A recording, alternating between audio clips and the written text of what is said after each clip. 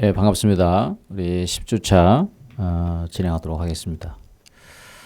지난 시간에 우리가 이제 재결에 대한 불복 관련돼서 관련 규정들 좀 살펴봤고요. 그다음에 이제 이에 대한 여러 가지 이제 형식적 당사소송 이의 신청이라든지 특별법상 행정심판으로서 이의 신청이라든지 그다음에 보상금 증감 정소송 관련된 내용들을 살펴보았고요. 자, 그 다음에 오늘은 그에 의해서 이제 수용재결의 이제 불복에 관련돼서 특히 이제 2008도 1504 이 사건이 굉장히 중요한 사건인데 이게 한번 전체 대법원 판례를 한번 살펴보죠. 대법원 판례 검색 살펴보면은 2008도 1504 이게 이제 사실관계를 한번 살펴보면요. 기초사실관계가 이게 내용을 쭉 화면에도 나오죠. 이게 이제 사업인정고시가 어떻게 나냐면 이제 이게 피고가 대한민국 산하 서울지방국도관리청이고요. 사업인정고시가 2097년도 2월 27일 날 났어요. 서울지방국도관리청 고시 평택 이동간 도로확장공사. 지금 원고 소송 그다음 피고가 지금 중앙토지시행위원회입니다.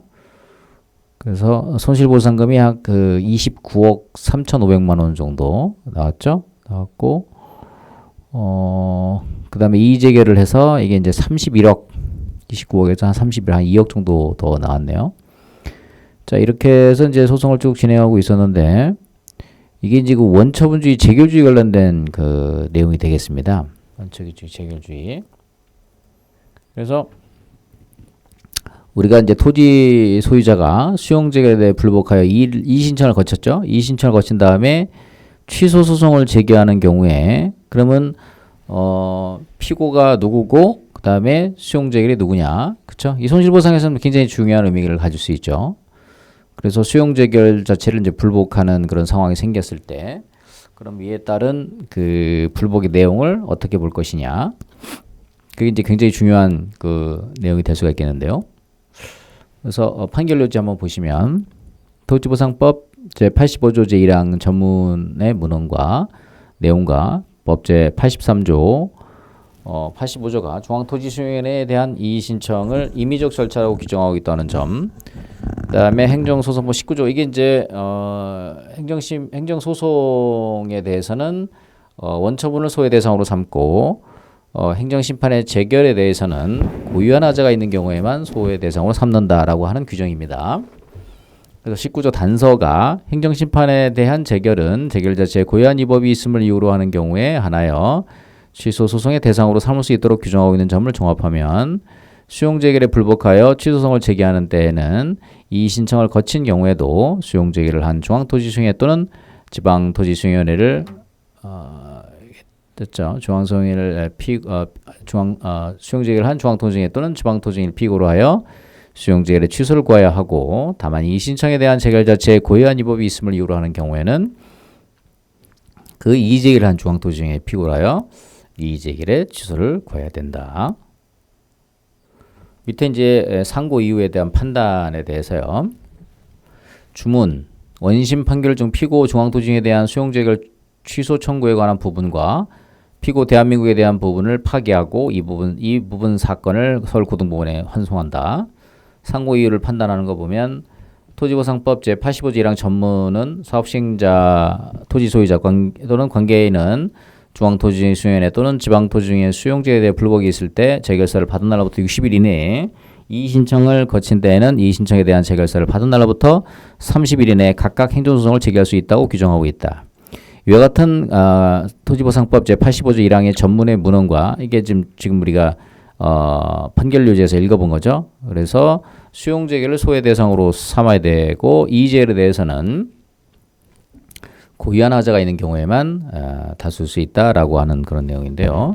자, 그럼에도 원심은 수용재결에 불복하여 중앙토지시행위원회 이의제결을 거친 경우 수용재결 자체 취소를 구하고 항고소송은 이의제결을 한 중앙토지수용위원회만이 피고적격이 있다는 이유로 수용재결을 한 중앙토지 상대로 한 수용재결의 취소를 구하는 부분의 소를 각하했다. 이러한 원심의 판단에는 수용재결에 불복하여 취소를 제기하는 경우 소송의 대상 및 피고적격에 대한 법리를 우회하여 판결 결과에 영향을 미친 위법이 있다. 이 점을 지적하는 상고 취지는 이유가 있다. 그러므로 원심 판결 중 피고 중앙토지수용위원회에 대한 수용재결 취소 청구에 관한 이 부분 및 이와 합의를 확정될 필요가 있는 피고 대한민국에 대한 부분을 파기하고 이 부분 사건을 다시 심리 판단하게 하기 위하여 원심 법원에 환송하기로 하며 관여 대법관의 일치된 의견으로 주문과 같이 판결한다. 그래서 종전의 구 토지 수용법제에서는요, 이거를 이의제결 형태로 제결주의를 선택했어요. 왜냐하면 법령에서 이게 이의제결에 불복하는 경우 행정소송을 제기할 수 있다라는 그런 취지로 그 과거의 판결들은 있었는데 이 판결을 통해서 우리가 취소 소송의 소외 대상의 경우, 그러니까 우리 수용재결의 취소 소송의 소외 대상은 원처분인 수용재결을 소외 대상으로 삼아야 된다. 이렇게 보시면 되겠습니다. 그리고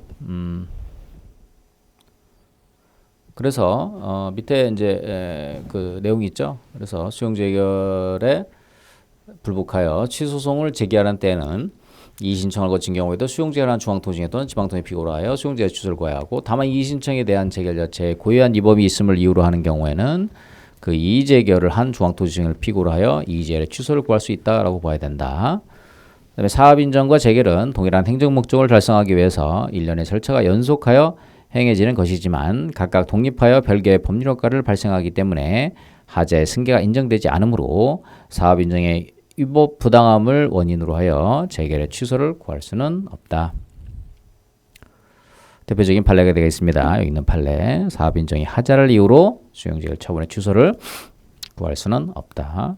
토지수용법 14조에 따른 사업인정은 그 이후 일정한 절차를 거칠 것을 조건으로 하여 일정한 내용의 수용권을 설정해주는 행정처분의 성격을 띠는 것이로서 그 사업인정을 받음으로써 수용할 목적물의 범위가 확정되고 수용권으로 하여금 목적물에 관한 현재 및 장래의 권리자에 대항할 수 있는 일종의 공법상의 권리로서의 효력을 발생시킨다고 할 것이므로 위 사업인정 단계에서의 하자를 다투지 아니하여 이미 쟁송기간이 도고한 수용재결 단계에 있어서는 위 사업인정 처분에 중대하고 명백한 하자가 있어 당연무효라고 볼 만한 특단의 사정이 없다면 그 처분의 불가정력에 의하여 사업인정 처분의 위법 부당함을 이유로 수용재결의 취소를 구할 수는 없다. 잘 좀 참고해 두시죠. 전 시간에도 말씀드렸지만 토지보상법상 무효동의하기 소송은 관할 토지수용인의 재결 또는 중앙토지 이의신청에 대한 재결에 중대하고 명백한 하자가 있거나 재결이 존재하지 않는다는 것을 전제로 하여 재결의 무효 확인 또는 부존재 확인 소송을 제기하는 거다. 무효동 확인 소송에서는 지속경의 제한이 적용되지 않으므로 재결의 위법 사유가 중대 명백한 것인 때에는 관할 토지수용인의 재결에 대하여 그 재결세를 받은 날로부터 60일 이내, 그 다음에 중앙토지 이의신청이 재결된 재결을 받은 날부터 30일 초과하더라도 무효동 확성을 제기할 수 있다. 지금 여기 이제 90일, 60일 바뀌었고요. 재결에 대한 이의신청 기간 또는 지속경이 도가하여 그 재결이 확정되면 민사소송으로 보상금을 다툴 수는 없다. 재결이 확정되면 민사소송으로 보상금의 반환을 다툴 수는 없다. 판결. 재결에 대하여 불복 절차를 취하지 아니함으로써 그의 재결에 대하여 더 이상 다툴 수 없게 된 경우는 개업자 사업시행자는 그 재결이 당연무효이거나 취소되지 않는 한 이미 보상을 받은 자에 대해서 민사소송으로 그 보상금을 부당이득이라 하여 반환을 구할 수는 없다. 자, 그 다음에 행정소송의 제기는 사업의 진행 및 토지의 수용 또는 사용을 정지시키지 아니하고 집행부정지 원칙이죠. 보상금 증액에 관한 행정소송이 진행되고 있는 경우에도 사업장에는 행정대집행을 신청할 수 있다. 이렇게 보시면 되겠고요.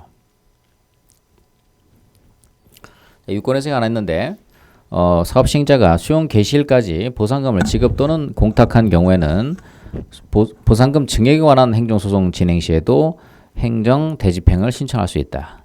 자, 수용재결 이후에 보상금 증액에 관한 행정소송 진행 시에도 행정 대집행 가능 여부 및 토지 소유자가 이의재결 결과 증액된 보상금을 수령한 것을 이유로 보상금 증액 청구 증액 행정소송의 무효 주장이 가능한지 여부에 대해서 사업시행자가 수용 개시일까지 재결 보상금을 지급 또는 공탁한 경우에는 이 법에서 정한 절차에 따라 대집행을 신청할 수 있다고 보며 보상금을 받을 자는 증액되어 공탁된 보상금을 소송 종결 시까지 수령할 수 없으며 이를 수령하였을 경우에는 이의재결 결과를 인정한 것으로서 주장이 가능하다고 보나 구체적인 사항은 법률 정보에서 문의하기 바란다. 그렇죠?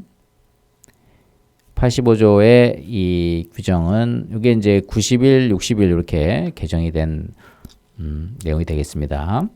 그다음에 그 집행 부정지 원칙 처분 여력의 부정지 83조에 따른 이의 신청이나 또는 85조에 따른 행정소송의 제기는 사업의 진행 및 토지 수용 또는 사용을 정지시키지 않는다. 89조도 좀 알아두시죠. 이 법 또는 이 법에 따른 처분으로 인한 의무를 이행할 자가 그 정해진 기간 이내에 의무를 이행하지 아니하거나 완료하기 어려운 경우 또는 그로 하여금 그 의무를 이행하는 것이 현재의 공익을 해친다고 인정되는 사유가 있는 경우에는 사업시행자는 시도지사나 시장군수구청장에게 행정대집행이 정하는 바에 따라 대집행을 신청할 수 있다. 이 경우 신청을 받은 시도지사나 시장군수 또는 구청장은 정당한 사유가 없으면 이에 따라야 한다. 사업시행자가 국가나 지방자치인 경우에는 제1항에도 불구하고 행정대집행에서 정하는 바에 따라 직접 대집행을 할 수 있다. 이게 이제 인권침해 방지 노력 규정이라 하죠. 이게 이제 용산 참사 때문에 이제 새롭게 들어간 규정인데요. 사망에 보면은 사업시행자가 제1항에 따라 대집행을 신청하거나 제2항에 따라 직접 대집행을 하려는 경우에는 국가나 지방자치단체는 의무를 이행할 자를 보호하기 위해서 노력해야 된다. 그 외에 이제 90조 강제징수 있죠. 특별자치도지사, 시장군수청장은 44조 2항에 따른 의무자가 비용을 내지 아니할 때에는 지방서 체납의 예에 따라 징수를 할 수 있다. 이렇게 보실 수 있겠습니다. 자, 그다음에 이제 우리 손실보상 절차 중에서 특히나 이제 그 어떻게 해야 될까요? 그 이제 천재지변이라든지 또 시급을 요하는 그런 특별한 그 사용 절차인 경우에 있어서는 어떻게 처리를 할 것이냐 이런 부분들이 남겨진 거죠. 자, 그래서 천재지변하고 38조, 39조 시급을 요하는 토지 사용 관련된 규정이 있습니다. 이것도 좀 알아두시죠. 38조 천재지변 시의 토지의 사용 제1항 천재지변이나 그 밖에 사변으로 인하여 공공의 안전을 유지하기 위해서 공익사업을 긴급히 시행할 필요가 있을 때에는 사업시행자는 대통령령으로 정하는 바에 따라 특별자치도지사, 시장군수구청장의 허가를 받아 즉시 타인의 토지를 사용할 수 있다. 다만 사업시행자가 국가일 때는 그 사업을 시행할 관계중앙행정기관의 장이 특별자치도지사, 시장군수구청장에게 사업시행자가 특별시, 광역시 또는 도일 때는 특별시장, 광역시장, 도지사가 시장군수구청장에게 각각 통지하고 사용할 수 있으며 사업시행자가 특별자치도지사, 시장군수구청장일 때는 특별자치도지사, 시장군수구청장의 허가나 통지 없이 사용할 수 있다. 제2항 특별자치도 시장군수청장은 제1항에 따라 허가 중요하죠. 여기서 천재지변의 토지 사용은 그 관할관청, 구청장, 시장군수청장의 허가를 하거나 통지를 받은 경우에 또는 특별자치도지사, 시장군수청장이 제1항 단서에 따라 타인의 토지를 사용하려는 경우에는 대통령으로 정하는 사항을 즉시 토지 소유자 및 점유자에게 통지해야 된다. 제3항의 제1항에 따른 토지의 사용기간은 6개월을 넘지 못한다. 제4항 사업시행자는 제1항에 따라 타인의 토지를 사용함으로써 발생하는 손실을 보상해야 된다. 제5항, 제4항에 따른 손실보상에 관해서는 9조항부터 7항까지 규정을 준용한다. 토지보상법 시행령 제18조 사용의 허가와 통지 제1항 사업시행자는 법 제38조 1항 본문에 따라 토지를 사용하려는 경우에는 공익사업의 종류 및 명칭, 사용하는 토지의 구역과 사용의 방법, 기간을 정하여 특별자치도지사, 시장군수청장의 허가를 받아야 된다. 허가, 통지 관련된 내용이 있죠. 자, 그 다음에 이제 39조 시급을 요하는 거. 이거는 그 천재지변인 경우에는 우리가 홍수라든지 뭐 천재지변이 발생할 때 이제 그런 거고요. 이거 시급한 토지의 사용에 대한 허가는 이게 이제 관할 토지 수용에다가 이제 재결을 신청했는데 이 재결이 나오기까지 상당한 시일이 소요되잖아요.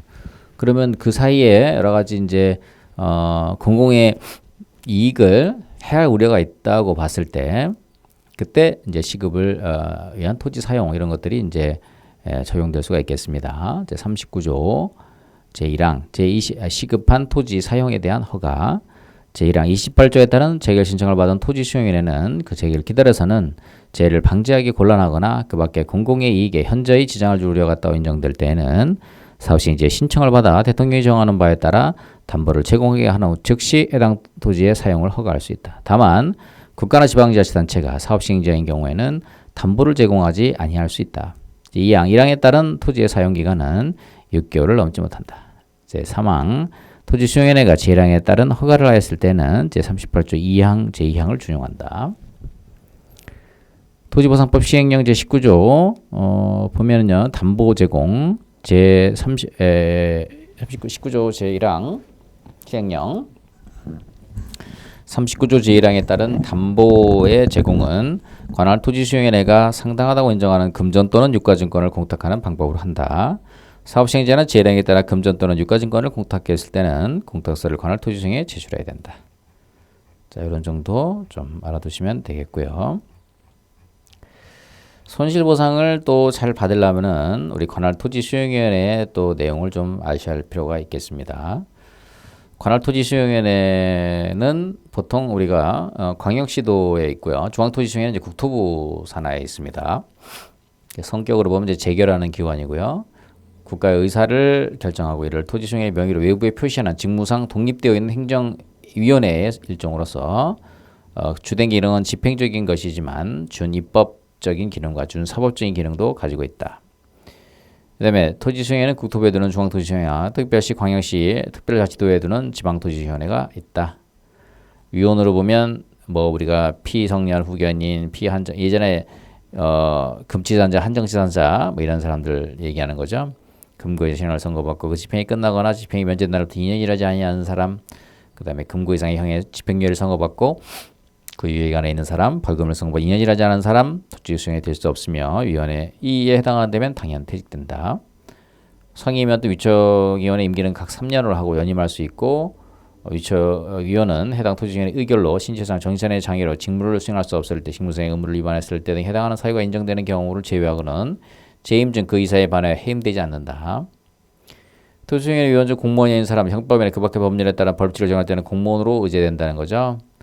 토지수용의 위원으로서 사업시행자, 투자자 등 사업시행자, 투자자, 배우자, 친족, 대리인 뭐 이런 거에 제척 기피, 회피 관련된 내용이죠. 회의에 참석할 수 없다.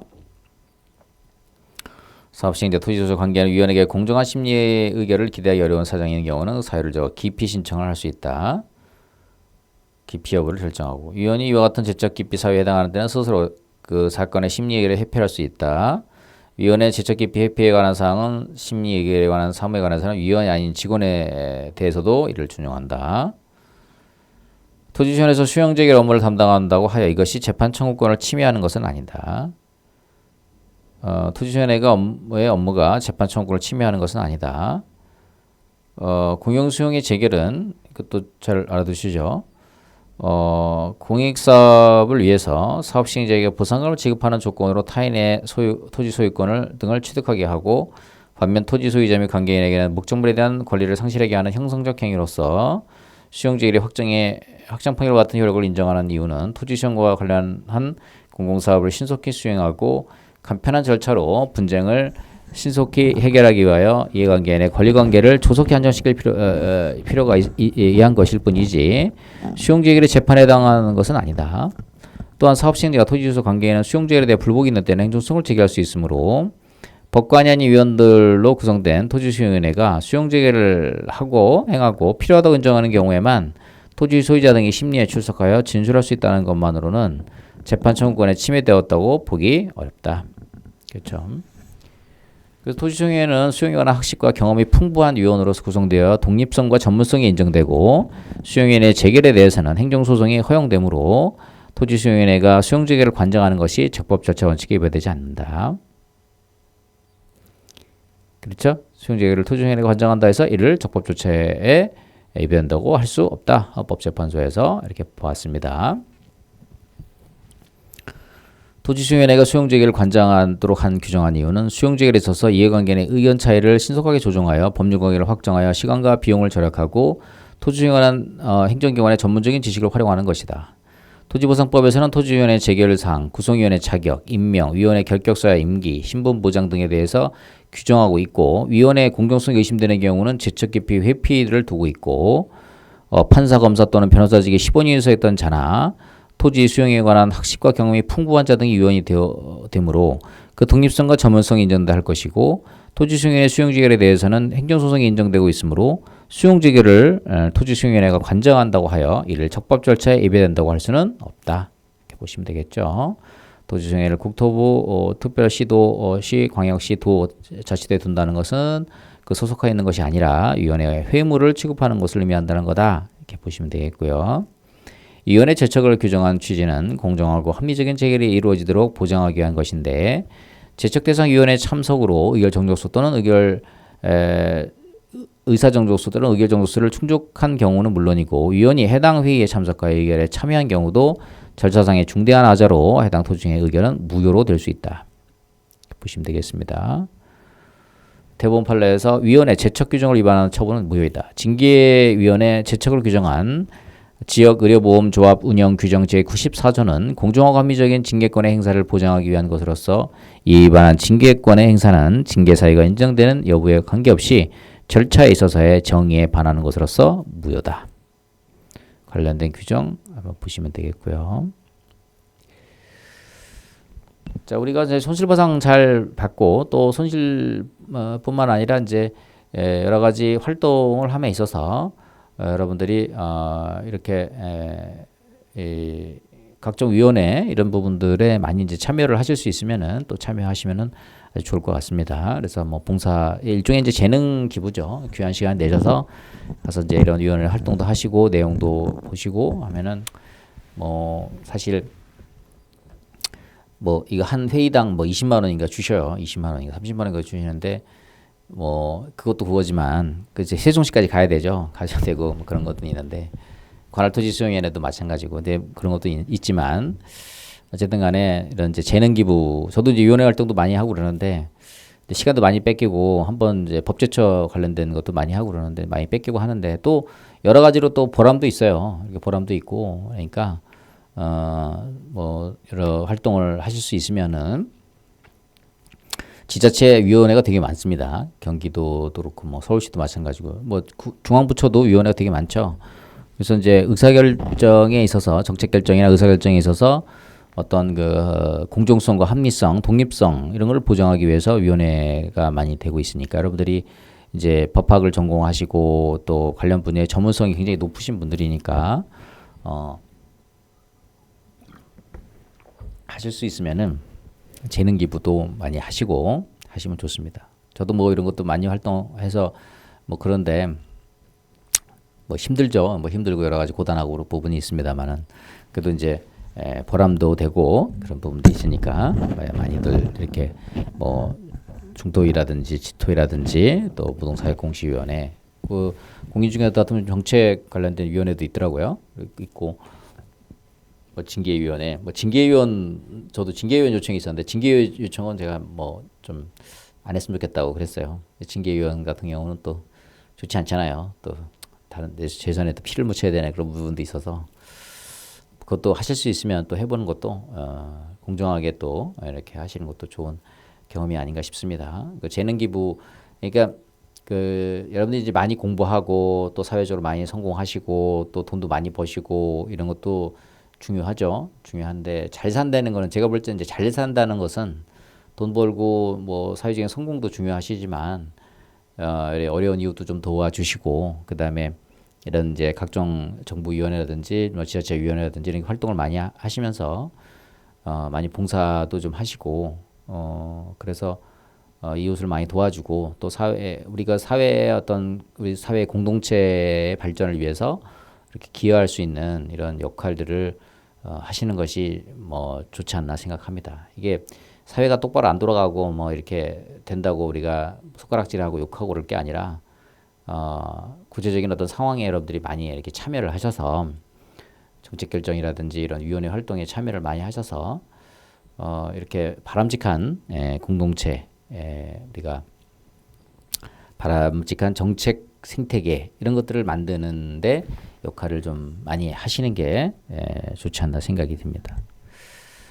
그냥 뭐 똑바로 안 한다고 막 이렇게 뭐 할 게 아니라 여러분들이 그거를 굉장히 그 참여를 많이 하셔서 이렇게 바람직한 방향으로 이게 끌고 갈 수 있도록 이렇게 하시면은 좋지 않나 생각이 듭니다.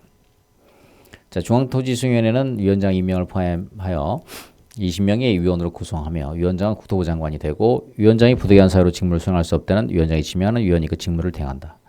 이게 이제 그 중앙토지수행위원회 위원회는 세 개가 있어요. 하나는 이제 원래 이제 수용 재개를 하는 위원회 하나 있고, 그다음에 이제 이의 재개를 하는 위원회 하나 있고, 그다음에 이제 최근에 이제 우리 토지보상법 제 21조 규정이 개정이 돼 있어 공익성 검토위원회가 좀 세 가지 위원회가 있습니다.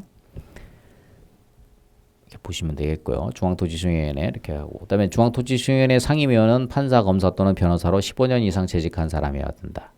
대학에서 법률학 또는 행정학을 가르치는 부교수 이상으로 5년 이상 재직한 사람, 행정기관의 3급 공무원 또는 고위공무원단에 속하는 일반직 공무원으로 2년 이상 재직하였던 사람 중에서 국토교통장관의 제청으로 대통령이 임명하고, 비상임명은 토지수행에 관한 학식과 경험이 풍부한 사람 중에서 국토부 장관이 위촉한다. 중앙토지수행회의는 위원장이 소집하며 위원장 및 상임위원 1명과 위원장이 회의마다 지정하는 위원 7명으로 구성하고, 다음에 위원장이 필요하다고 인정하는 경우는 위원장 상임위원을 포함한 10명 이상 20명 이내로 구성할 수 있다. 과반수 출석과 출석위원 과반수 찬성으로 의결한다. 중앙토지수행에서 의결하는 것은 국가 또는 시도지사가 사업시행자인 사업, 수용하거나 사용할 토지 둘 이상의 시도에 걸쳐 있는 등의 사업의 재결에 관한 사항, 중앙토지수행의 지방토지 재결의 이의신청에 대한 재결을 관장하게 되죠. 중앙토지수행은 국토부 장관이 사업 인정을 하려는 경우, 다른 법률에 사업 인정이 의제되는 직구지정 사업계획 승인을 하려는 경우 해당 사업의 공익성에 대한 의견을 제출하도록 되어 있습니다. 그다음에 중앙토지수행은 개발이 환수의 법률에 따른 개발부담금 등의 부가징수에 대한 행정심판 업무 등을 수행하고 있다. 자, 지방토지수행에도 위원장 임명을 포함해서 20명 이내 위원들을 구성하고요. 위원장은 시도지사가 되고요. 위원장이 부득이한 사유로 직무를 수행할 수 없을 때 위원장이 지명하는 그 위원이 그 직무를 대행한다. 지방토지수행의 위원은 시도지사가 소속 공무원 중에서 임명하는 사람을 한 명 포함하여 토지 수용에 관한 학식과 경험이 풍부한 사람 중에서 위촉을 하고요. 지방토지회의는 위원장이 소집하며 위원장이 회의마다 지정하는 위원 8명으로 구성하고, 구성원 과반수의 출석과 출석위원 과반수의 찬성으로 의결한다. 다만 위원장이 필요하다고 인정하는 경우에는 위원장을 포함한 10명 이상 20명 이내로 구성할 수 있다. 지방토지와 지방토지 관할 외에 사업의 재결에 관한 사항을 관장한다. 그래서 개발법률에서 관할 토지수행을 별도로 정하지 않은 경우는 사업시행자를 기준으로 해서 관할 토지수행을 결정을 한다. 국가 또는 시도가 사업시행자의 경우 수용재개를 관할은 중앙토지수행회다. 국토관리청 관련된 이런 사건이 되겠고요. 그 다음에 국토부 장관 외에 자가 지정한 산업단지 토지 등에 대한 재결은 지방토지수행회가 관장한다. 그렇죠? 산업입지법은 같이 볼까요? 인천광역시정은 이 사건 사업은 산업단지 외의 사업으로 관련 법령에 따라 정당하게 사업 인정된 사업으로 각하 재결에 대한 재심의를 해줄 것을 주장하고 있다. 우리가 산업입지법 쭉 규정들을 봤을 때 지정할 권한을 국토부 장관, 시도지사, 시정구청장을 말한다. 산업단지를 지정할 때 대통령으로 정하는 사항을 관보 또는 공보에 고시해야 되는데요. 같은 조 제2항에 따르면 산업단지로 지정되는 지역 안에 수용 사용할 토지의 건물 또는 그 밖의 물건이나 권리가 있는 경우는 제1항에 따른 고시 내용에 그 토지의 세부 목록을 포함해야 한다. 그리고 산업입지법 22조에 따르면 사업시행자는 산단 개발에 필요한 토지 건물, 토지 정착한 물건과 이에 관한 소유권 외 권리, 광학공업권, 물에 관한 사용 권리를 수용할 수 있다라고 규정되어 있습니다. 그래서 쭉 이렇게 해석한 결과 어떻게 되는 거예요? 결국은 국토부 장관 외에 지정한 산업단지 등의 토지 등에 대한 재결은 지방토지수행회에 간다. 산단에 관련돼서 제가 저번에 이제 그 충남도 사건을 보니까 국토부 장관이 아니라 이제 산단을 이제 시도지사한테 위임을 한 경우 시도지사가 이제 산단에 대한 결정을 했을 때 이에 대한 그 당시에 수용 재결은 관할, 예를 들면 충남도면 충남도 지방토지수용회에서 이제 이렇게 진행을 하도록 이렇게 되더라고요. 그다음에 이제 비관리청 도로공사의 경우 수용제를 관하는 지방토지수용회를 봐야 된다. 그렇죠? LH 공사의 도로법에 의한 비관리청 도로공사 시행 허가를 득하고 토지보상법 제20조에 따라 사변제를 받은 경우 수용지역을 관할 토지수용회는 어디냐? 이거를 관할하는 지방토지수용회에서 하면 된다. 이렇게 보시면 되겠습니다. 자, 우리가 이제 손실보상 이제 받게 되면은 이제 중토위나 지토위의 심리를 이제 진행하게 되는데요. 토지수용의 심리는 원칙적으로 서면주의, 비공개주의, 직권주의에 해당한다. 그렇죠? 다만 이제 심리에 필요하다고 인정할 때 사업시행자, 토지소유자, 관계인 또는 참고인에게 출석을 요구할 수 있습니다. 출석하여 진술하게 하거나 그 의견서 또는 자료 제출을 요구할 것. 그 다음에 감정평가업자는 그 밖에 감정인에게 평가를 의뢰하거나 토지수용인에 출석하게 하여 진술하게 하는 것. 또는 토지수용인의 위원, 중토위 또는 지토위 업무를 담당하는 직원으로 하여금 실질조사를 하게 하는 것 등의 행위를 할 수 있고요. 위원 또는 직원이 실질조사를 하는 경우 신분을 표시하는 증표를 휴대하고 토지소유자 등에게 이를 보여줘야 된다. 토지수용인은 심리를 개시한 날부터 14일 안에 재개를 해야 되고 특별한 사유가 있을 때 1차에 한해서 14일을 연장할 수 있다. 심리는 비공개가 원칙으로 하고요. 심리에 참석하고자 하는 사업시행자 또는 토지수용인 등이 있어도 토지수용인에서 인정하는 경우를 제외하고는 그 심리 과정에 참여할 수 없다. 토지소 등의 심리 참가에 제한을 둔 것이 적법조차 원칙에 위배되는지 되지 않는다. 자, 참고하시면 되겠고 심리기간은 14일 재개를 조속히 하도록 하기 위해서 훈시적인 규정이므로 심리기간을 도과해야 한 재개도 유효하다. 토지수용의 심리는 직권주의에 의하여서 심리를 위한 증거조사 등은 사업시행자 또는 토지소유자 등에 의하지 않고 토지수용인에게 하는 것이 원칙이다. 불고불리 원칙이라 그러죠. 재개에서 적용되며 토지수용의 심리는 직권으로 이루어지고 행정심판법 제39조에서도 심리에서는 불고불리 원칙을 적용하고 있지 않으므로 불고불리 원칙은 토지수용의 심리에 있어서는 적용되지 않는다. 재결에만 적용되고 그 다음에 심리에는 적용되지 않는다. 이렇게 본다는 거죠. 재결 사항입니다. 이게 토지보상법 제50조에 있는 내용인데요.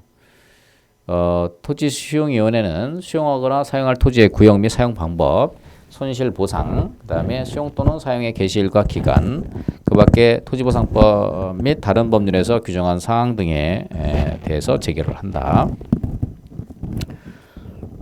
자, 관할 토지수용위원회가 토지에 관하여 사용재개를 하는 경우에는 재개서에 사용할 토지의 위치와 면적, 관리자, 손실보상액, 사용 개시일 외에도 사용 방법, 사용 기간을 구체적으로 특정해야 된다. 자, 이제 지금까지는 이제 주로 이제 수용 재개에 관련된 내용들이 이제 많이 나왔는데 최근에는 또 이런 그 사용 재개에 있어서도 그 내용이 특정이 되어야 된다라고 하는 내용들이 지금 반영이 되어 있습니다. 자, 판결로지 첫 번째 보시면은요. 자, 보시면 그 토지보상법이 법령이 재결을 소면으로 하도록 하고 있고 사건번호 2018도 641 판결이죠.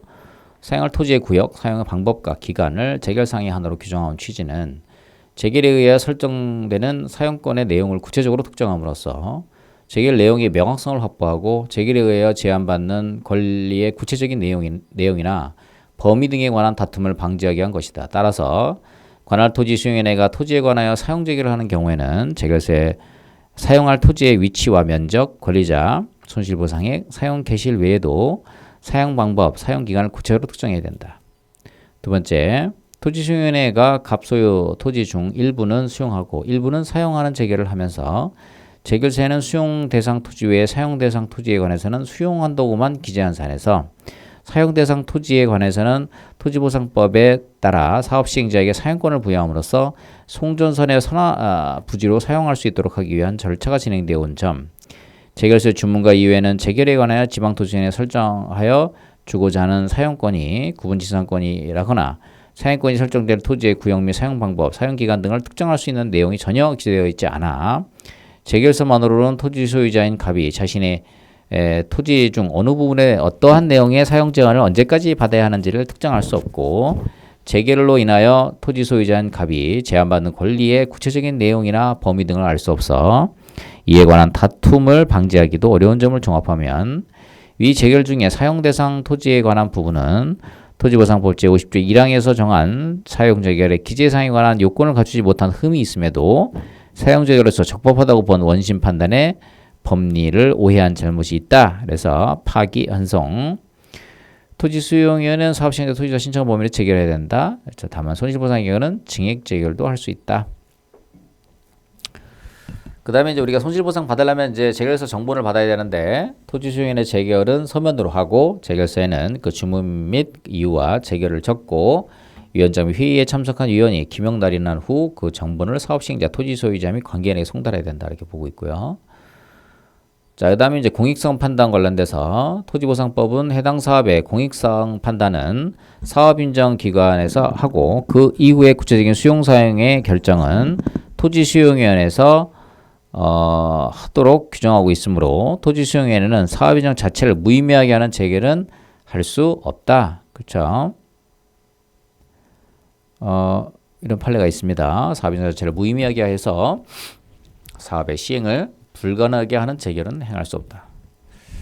토지보상법, 그건 이제 토지수용법 종전저죠. 토지보상법에선 수용사용의 1차적인 단계인 사업인정에 속하는 부분은 사업의 공익성 판단으로 사업인정기관에 일임하고 그 이후에 구체적인 수용사용의 결정은 토지수용위원회에 맡기고 있는 바 이와 같은 토지 수용 절차의 이분화 및 사업인정 성격과 토지수용의 재결사항을 열거하고 있는 같은 법 제29조 2항 규정 내용에 비춰볼 때 토지수용위원회는 행정징송에 의해서 사업인정이 취소되지 않는 한 그 기능상 사업인정 자체를 무의미하게 하는 즉 사업의 시행이 불가능하게 되는 것 같은 재결을 행할 수는 없다 이렇게 보는 거고요. 재결에 보면 편입 토지를 제외시켜달라는 주장에 대해서는 기각 제기를 했다. 자, 그 다음에 보상액을 평가에 의하지 않고 사업시행자가 직접 산정하는 주거이전비, 이농비, 이어비, 영업보상의 최저한도액, 영농손실, 영업보상의 특례 등도 재결사항이다. 그렇죠? 주거이전비 이것도 나중에 재결사항이다. 청구인은 피청구인이 1999년 12월 20일자로 고시한 택지개발 영지구의 택지개발 계획 승인이 고시되기 전인 2000년 9월 16일자로 전입하여 청구인이 2002년 1월 8일자로 이 사건 사업인정을 받기 전에 거주한 자임이 어떻게 돼요? 2000이 분명하므로 토지보상법상 관계인에 해당한다는 점, 관계인의 재결 신청이 있는 경우 사업시행자는 반드시 토지주인의 재결을 신청하도록 토지보상법 규정하고 있다는 점, 청구인의 주거이전비 보상에 대해서 피청구인과 협의가 성립되지 아니한 점, 토지보상법상 청구인의 주거이전비 보상에 대해서 재결 신청의 청구 이외에는 이의신청 절차가 없고 재결 조사를 거치지 않고서는 당사소송에서도 청구인의 위 권리를 구제할 수 있는 길이 없어 보이는 점 등에 비춰볼 때 청구인은 토지보상법상 관계인에 해당하고 수용재결 신청 청구권이 있다 이렇게 볼 수가 있겠습니다. 아까 우리 그 관련 규정으로서 토지보상법상의 재결사항은 제50조에 규정하고 있죠. 토지수용인의 재결사항은 다음과 같다. 1. 수용하거나 사용할 토지의 구역 및 사용 방법 2. 손실보상 3.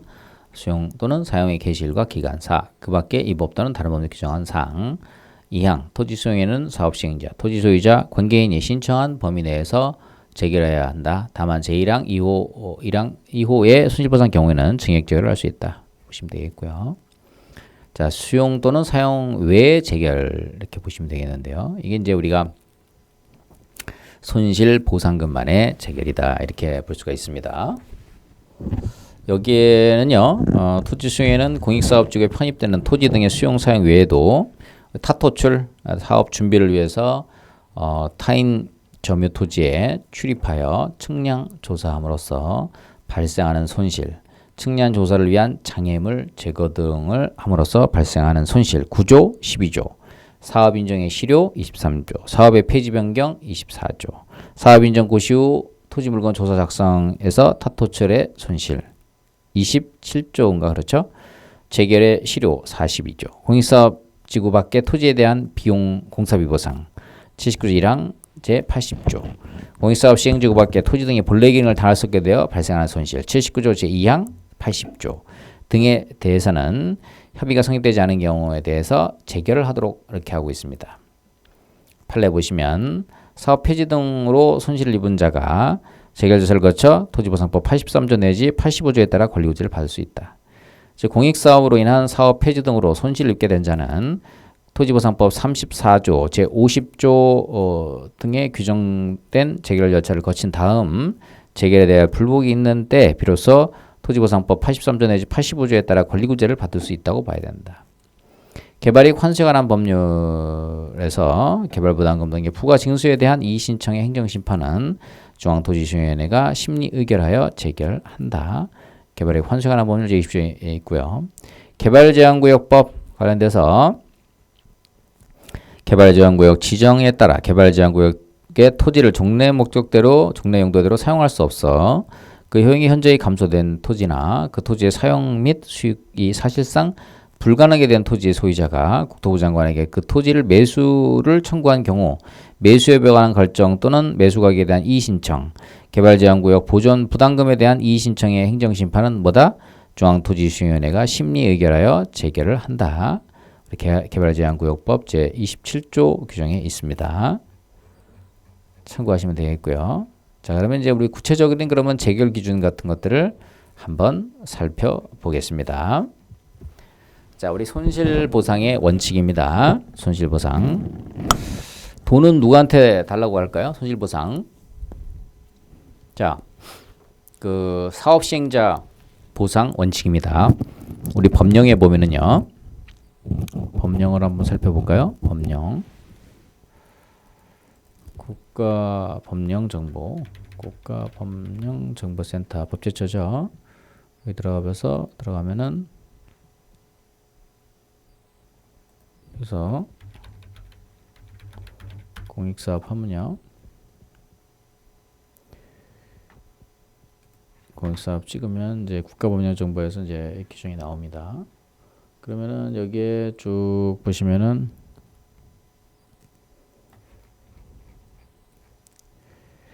있죠? 여기 여기 보면은 제 1절 6장에 이제 손실보상 돼 있죠.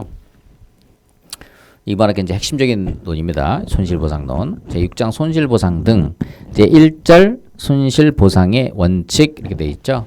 여기서부터 제 1절에서 61조부터 쭉 68, 69조까지. 그죠? 그 보상채권 68조 복수평가의 원칙, 69조 보상채권까지 주는 거. 이거를 우리가 손실보상 원칙 규정에 제 1절에 들어가 있어요. 그쵸? 내용이 되게 많습니다.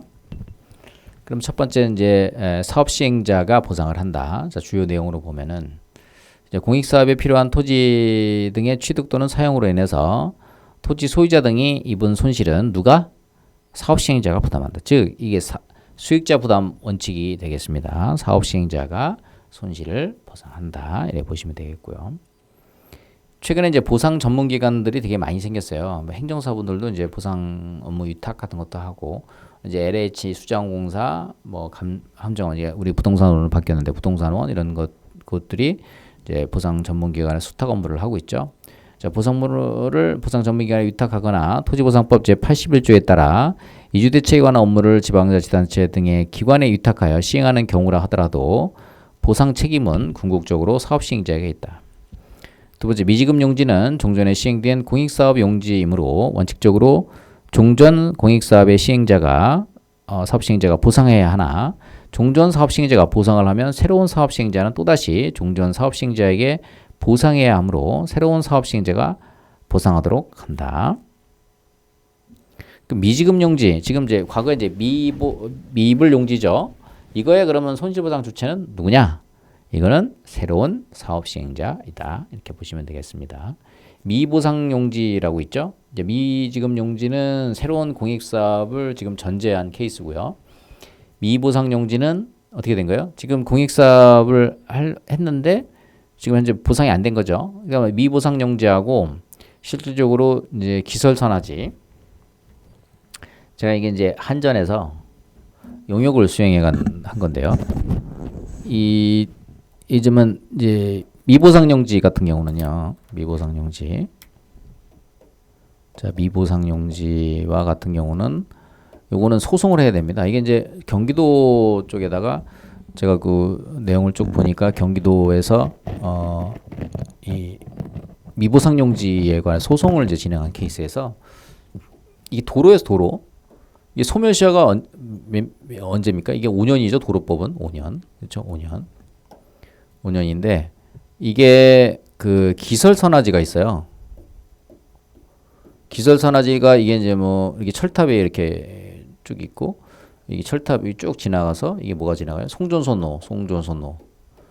이제 이 송전선로가는 송주법이라 해서 송전로 주변 토지에 관한 법률 이런 것들이 있어가지고 이제 송전선로는 뭐 어느 정도 보상이 이제 잘 되게끔 이렇게 정리가 됐어요. 했는데 이 그 기설선화지는요. 기설선화지는 이것도 이제 보상이 지금 잘 안 되고 이게 전체가 한 예를 들자면 100%다 그러면 한 이게 50% 이상의 보상이 안 되고 있었다고 그래요. 기설선화지가. 이게 이제 예전에 저희 아버님 이제 이장이었는데 보면은 옛날에 제가 70년대에 보면은 새벽정이 울렸네 새아침이 배웠네 해가지고 철탑이 딱 올라오고 그 다음에 송전선로가 이렇게 쭉 오면은 그래가지고 이제 그 전봇대 꽂아가지고 이렇게 전기가 들어와요. 그러면 참 좋았잖아요. 그래서 그 저기 송전선로 지나가고 그 다음에 그 저 변압기 막 들어와서 뭐 그 전봇대에 꽂아가지고 막 그 전기 들어오는 거에 대해서 굉장히 그 예전에는 좋아했어요. 왜냐면 그게 최신식 그 전기 에너지잖아요. 그러다 보니까 막 TV도 나오고 뭐 엄청 좋잖아요. 24시간 불도 나오고 막 그런데 그 시절에는 이제 그 기설선화지를 막 깔아주고 하는 거에 대해서 한전에 대해서 무슨 이의를 제기하는 그런 게 없었습니다. 오히려 송전도 깔아주고 저 변압기 깔고 전봇대 깔아서 전기를 좀 많이 끌어달라. 그래서 우리 마을도 좀 그 불빛 속에 텔레비전도 보면서 살고 싶다. 그래가지고 예전에는 이 기설선화지 관련이 선화지 이게 이제 말 그대로 기설 이미 선화지가 만들어진 거예요. 기설선화지 보상. 그러니까 종전에 선화지를 하면서 보상을 해줘야 되는데 철탑이 이렇게 막 산 넘어 이렇게 철탑이 쭉 이렇게 쭉 만들어서 이렇게 쭉 이렇게 막 해줬는데 하나도 보상이 안 된 거예요. 그죠? 자, 이거를 기설선화지라고 그러는데 한전에서 이제 이 문제에 대해서 막 피수종자들이 문제 제기를 많이 하고 그러니까 이제 선제적으로 해서 이제 제가 용역을 받아가지고 이제 용역을 수행했는데요. 기설선화지 관련돼서 그러면 이걸 어떻게 할까? 이제 이걸 또 이제 선제적으로 이제 보상계획 공고를 해서 보상계획 공고를 해가지고 이제 보상을 받을 수 있도록 이렇게 이제 그 진행하도록 이렇게 진행이 됐었습니다. 됐는데 이게 어떻게 됐냐면은 결국은 보상계획 공고하고 기술선화지 이게 되면서 결국은 보상이 잘 안 됐어요. 그래가지고 이제 국회에서 막 논의가 해가지고 왜 보상 안 해주냐, 뭐 민원도 많고 그러니까 선제적으로 하자, 선제적으로. 이거를 보상을 받으려면은 실무적으로 미보상영지하고 지금 기설선화지는 소송을 해야 됩니다. 그래서 지금 한전에서 이제 기설선화지 뭐 권원 확보해가지고 그 보상계획 공고에서 뭐 해주고는 있어요. 지금도 뭐 어느 정도 해주고는 있는 걸로 제가 알고 있는데, 하여튼 선제적으로 이거를 이제 해주려고 이렇게 했었던 거죠. 했었는데. 이게 이제 소멸시효가 도로의 미보상용지 도로가 좀 제일 많은데 그와 같은 경우는 이제 5년 되고요. 그 다음에 이 기설선화지 같은 경우는 소멸시효가 10년입니다. 그래서 10년. 그래서 채권의 소멸시효가 그래서 이 도로 같은 경우는 지금 시점부터 과거 그러니까 지금 시점부터 보면 지금 시점부터 과거 도로다. 그러면 여기 과거에 5년 동안에 대한 부당이득가요. 그렇죠? 미래에 대한 이게 도로가 됐으니까 결국은 이제 취득 보상이 되는 거죠. 과거에서 5년 동안은 이제 사용료 보상이 되는 거고. 그죠? 그러면 기설선화지는 뭐예요? 기설선화지는 10년 동안, 그렇죠? 10년 동안의 부당이득에 대한 사용료 보상이죠. 그다음에 지금 시점에서부터 미래를 향해서 이게 이제 구분지상권, 그러니까 지상에 구분지상권을 설정해가지고 보상하는 거죠. 보통 공시지가 한 28% 정도 된다고 그랬는데 이것만 또 전문적으로 낙찰받으러 다니시는 분들도 많으시더라고 보니까, 그렇죠? 선화지, 기설선화지, 기설선화지도 이제 보상을 어느 정도 해야 된다. 뭐 이런 사회적인 공감대가 형성돼 있어서 과거에 그러니까 이제 시대라는 게 이렇게 변하는 거예요. 과거에서는 이 선화지에서 뭐 이렇게 철탑 들어와가지고 전봇대 깔아주고 막 전기 들어오고 뭐 엄청 좋아해가지고 그죠? 마을에다가 막 꽂아가지고 전봇대 꽂아가지고 이제 전기 들어오고 엄청 좋아했었어요. 근데 이제 지금은 그게 한전 그 하는 일이 뭐다? 그게 굉장히 그 혐오 시설이 됐잖아요. 그렇죠? 지하화 해달라 막 이래갖고 송지법도 만들어져가지고 상당히 이제 많은 사람들이 이제 보상을 요구하다 보니까 송지법도 이제 별도로 만들어졌고요. 그러니까 이제 과거에 좋았던 것이 과거의 영어가 지금의 이제 뭐 이렇게 뭐 저거가 되고 또 지금에 좋았던 것이 또 미래에 가면은 또 그렇지 않은 경우가 있을 수 있겠습니다. 그러니까 일비이비 하지 말고 이렇게 그쵸? 예, 길은 외줄기 남도 300리 이렇게 쭉 가시면 좋을 것 같아요. 우리 좀 감정평가 업계도 어렵고 공인중개사 업계도 어렵고 다 요즘 부동산 업계가 다 어렵습니다. 뭐 임대차 3법 되는 바람에 오늘 신문 보니까 그 직격탄을 우리 저 뭐요? 직격탄을 우리 그 기재부 장관께서 직격탄을 맞아요. 경제부총리께서 직격탄을 맞았다 뭐 이렇게 나오던데 모든 제도는 이 순차적으로다가 이렇게 어떤 후유증 같은 것들을 고려해서 스텝 바이 스텝으로 이루어져야 되겠죠. 근데 이걸 너무 빨리 모든 거를 하게 되면 그에 대한 부작용이라든가 거부 반응이 굉장히 많이 생겨요. 사회적 갈등도 많이 생기죠. 그러니까 그런 거를 고려를 해서 하는 것이 굉장히 중요한 그러한 일이라고 볼 수 있겠습니다. 자, 오늘은 이제 사업시행자 보상까지 183페이지까지 하기로 하고요. 다음 시간에 그럼 이제 우리 이제 11주차죠. 11주차에서 다음 시간에 이렇게 진행하도록 하겠습니다. 하고요. 그 우리 이제 시간이 뭐 중간고사하고 기말고사 모두 이제 레포팅으로 이렇게 해서 여러분들이 부담이 없도록 이렇게 진행을 할 테니까 너무 그 뭐 레포트라든지 뭐 이렇게 이런 건 신경 쓰지 너무 이렇게 마음 쓰지 마시고요. 일단은 그제 이제 우리 은행 본부장님 넘버 3 본부장님을 만나셨는데 이제 친하신 분이어가지고 만나셨는데 식사를 같이 하셨는데 그러시더라고요. 우리 은행장께서 야, 안 아픈 것도 실력이다. 그렇죠? 그래서 뭐 다른 기업 은행인가요? 뭐 또 하나은행인가 뭐 이렇게 다른 은행들은 이제 뭐 본점 이런 데서도 막 이렇게 해가지고 뭐 폐쇄도 하고 뭐 그랬다고 그러더라고요. 그래서 이 안 아픈 게 실력이다. 근데 그 참 의미 있는 말씀입니다. 여러분들도 사회활동 하시는 것도 중요하고 뭐 여러 가지 뭐 잘 하시는 것도 중요하지만 아프지 않고 편찮으지 않고 건강하게 이렇게 일상을 요즘처럼 코로나가 있을 때는 그냥 편안한 일상이 얼마나 소중한 건지 이런 것들을 새삼 느끼게 되는 그런 시절입니다. 그래서 건강하시고 평안한 그런 일상이 되시기를 바라고요. 아무쪼록 이번 학기에 이제 비대면으로 진행돼서 좀 안타까운 부분도 많이 있습니다만은 이참에 뭐 이렇게 법률서 특히 이제 우리 중토의 업무 편람이라든지 관련된 이런 내용들을 따박따박 이렇게 동영상을 통해서 이렇게 자세히 해설 관련된 것도 보시고 또 같이 이렇게 의견도 이렇게 좀 제가 설명도 드리고 이런 기회가 이제 흔치는 않습니다. 왜냐하면 이런 뭐 사실 뭐 보상 제가 이제 이번에 손실보상론을 하면서 뭐 보상평가서 이런 것도 뭐 이렇게 보여드리고 막 이렇게 하는 것도 하는 거지만 사실 그래봐야 뭐 보상금 얼마 그래서 뭐 어디 뭐 땅값 얼마 뭐 보상금 얼마 이런 내용들인데 주로 이제 그런 것들이죠. 근데 이제 거기 이제 이해관계분들도 많이 계시고 그러다 보니까 그런 것보다도 기본적으로 이제 손실보상금이 처음부터까지 이제 받게 되는 그 과정과 법률적인 공방, 그 다음에 그런 법률적인 공방이 생겼을 때 그 재결례라든지 유권해석은 어떻게 되고 있는지, 그리고 그걸 어떻게 우리가 현실적으로 해결해야 되는지, 그렇죠? 법조문과 관련된 여러 가지 판례와 유권해석, 재결례 이런 것들을 이제 살펴봄으로 인해서 그 문제에 대한 어떤 갈등의 문제를 어떻게 효과적으로 해결할 수 있느냐 이런 것들을 살펴보고 그에 대한 그 어떤 해결책 나름대로 해결책을 여러분들이 알고 있는 것도 굉장히 중요한 부분이라고 생각이 들어서 뭐 여러 가지 평가 관련된 보상 관련된 이런 실질적인 어떤 그 평가서 이런 것보다는 이 법리적인 부분들을 좀 더 여러분들이 하나하나 잘 습득을 하시는 것이 훨씬 더 어떤 그 미래지향 쪽으로는 더 도움이 되지 않나 생각이 듭니다. 실제로 만약 여러분들하고 대면 수업을 했으면 제가 이렇게 보상 지역을 이렇게 찍어가지고 몇 개, 그래서 여러분들하고 같이 토론도 해보면 좋은데 시간 관계상 그건 좀 안 되니까 어쨌든 우리 내용을 충실하게 배우는 그런 이번 학기 이렇게 되시면 좋을 것 같습니다. 오늘 수업은 여기까지 마치시고요. 건강한 모습으로 다음 시간에 뵙도록 하겠습니다. 감사합니다.